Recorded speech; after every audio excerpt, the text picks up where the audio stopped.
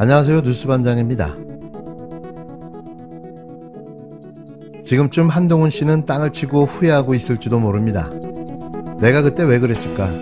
내가 미쳤었나 봐를 읊조리며 자신의 불안한 미래를 걱정하고 있을 듯한데요. 다시 한번 그가 왜 국힘당 당대표에 출마할 수밖에 없었는지 모든 의문이 풀립니다. 국힘당 한동훈 당대표 후보가 총선 전 비대위원장 시절 김건희 씨의 문자를 받고도 아무런 반응을 하지 않았다는 이른바 일십을 했다는 주장이 나와 여권 내 파장이 일고 있습니다. 일십, 문자나 카톡 등 메신저로 보낸 문자를 보고도 씹었다는 건데요. 개무시해버린 거죠. 이는 상대방을 빡치게 만드는 일입니다.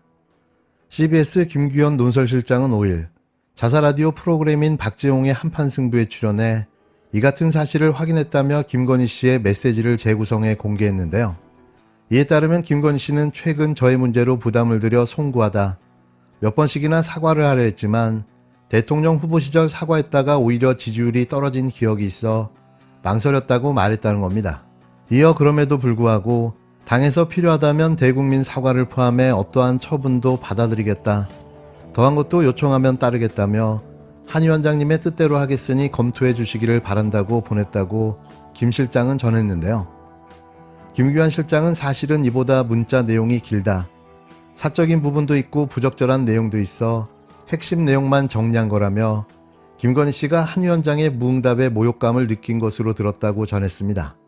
김건희 씨에겐 모욕을 주고 윤석열 대통령을 격노하게 만들었다는 게 후문인데요. 한 후보자는 자신이 자신의 무덤을 판 꼴인 거죠. 이 문자를 보낸 이후에 한동훈 위원장이 이 문자를 우리 흔한 말로 일십이라고 그러죠. 읽고 씹었다는 겁니다. 그래서 여사의 입장에서 굉장히 그 모욕을 느꼈다라고 이렇게 얘기를 들었어요.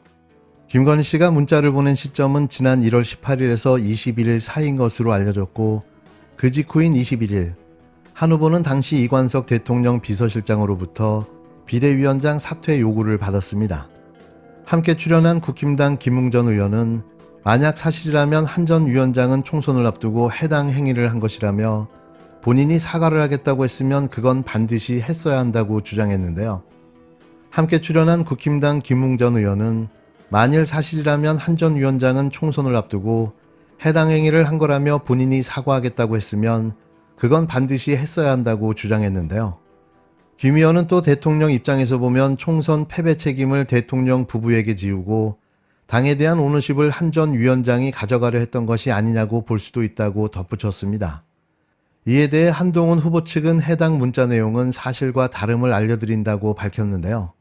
왜 지금 시점에 이런 얘기가 나오는지 좀 의아하고요. 저는 집권당의 비상대책위원장과 영부인이 사적인 방식으로 공적이고 정무적인 논의를 하는 것이 적절하지 않다고 생각합니다. 총선 기간 동안 대통령실과 공적인 통로를 통해서 소통했고요. 당시에 국민의 걱정을 덜어드리기 위해서 어떤 방식으로든 사과가 필요하다는 의견을 여러 차례 전달한 바 있습니다. 그 정도 말씀드리죠.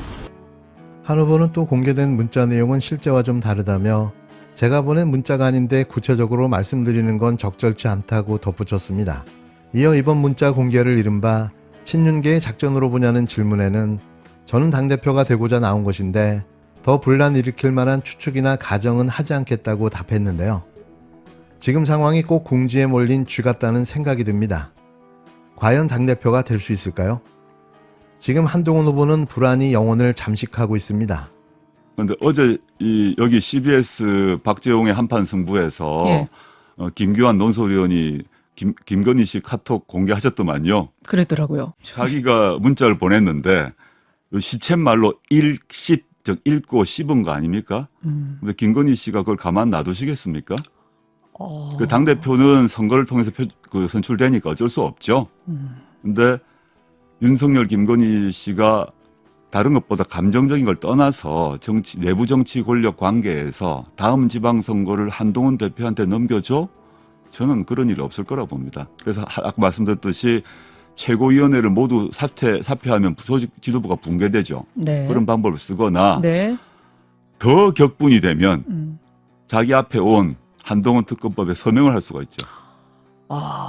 거부권이 아니라 서명을 할 네, 가능성까지도. 그 정도로 전 윤한 관계는 심각한 상태로 지금 치닫고 있다 봅니다.